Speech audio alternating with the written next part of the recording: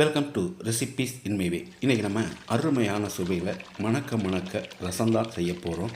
சாப்பிட்டு முடித்த பிறகு கூட கையில் ஒரு கரண்டி ஊற்றி குடிக்கிற மாதிரி இந்த ரசம் இருக்குது. இதை எப்படி செய்கிறது, இதுக்கு தேவையான பொருட்கள் என்ன பார்க்கலாம் வாங்க.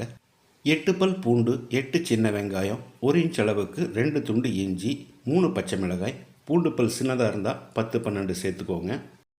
இது எல்லாத்தையும் இடிகளில் இடித்து வச்சுருக்கேன். வாணலியில் 1.5 டேபிள் ஸ்பூன் எண்ணெய் ஊற்றிக்கலாம். 1 டீஸ்பூன் கடுகு,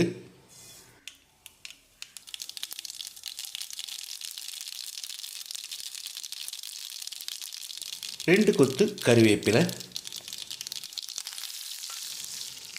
நம்ம இடித்து வச்சுருந்த இஞ்சி, பூண்டு, பச்சை மிளகாய், சின்ன வெங்காயத்தை போட்டு 1 நிமிஷம் வதக்கிடலாம்.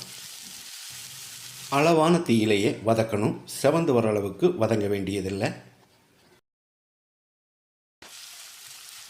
1 நிமிஷம் வதக்கின பிறகு மீடியம் சைஸில் 3 தக்காளியை நறுக்கி வச்சுருக்க இதை போட்டுக்கலாம். 1/4 டீஸ்பூன் மஞ்சள் தூள், 1 டீஸ்பூன் உப்பு. தக்காளி நல்லா மசிகிற அளவுக்கு வதக்கிடலாம்.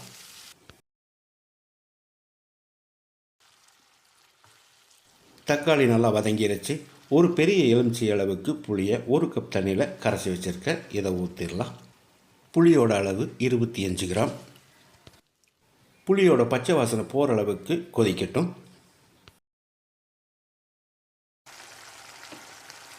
புளி பச்சை வாசனை போன பிறகு தேவையான அளவுக்கு தண்ணி சேர்த்துக்கலாம். நான் 2.5 கப் அளவு தண்ணி சேர்க்கிறேன், இது சரியாக இருக்கும்.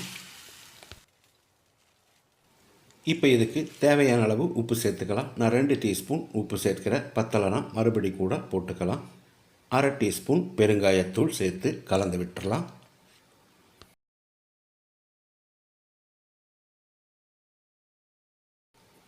இது ஒரு 2 நிமிஷம் கொதிக்கட்டும்.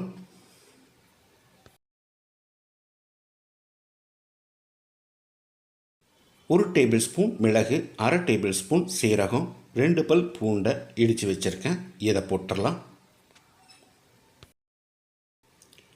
கூடவே பொடியாக நறுக்கின மல்லி இலையும் தூவி கலந்து விட்டு இறக்கிடலாம். எந்த ரசப்பொடியும் இல்லாமல் அருமையான சுவையில் வீடே மணக்கிற அளவுக்கு பூண்டு ரசம் ரெடி ஆயிடுச்சு. இதே மாதிரி இதே அளவுகளோடு நீங்கள் செய்து பாருங்கள். இந்த வீடியோ பிடிச்சிருந்தா லைக் பண்ணுங்கள், கமெண்ட் பண்ணுங்கள், ஷேர் பண்ணுங்கள்.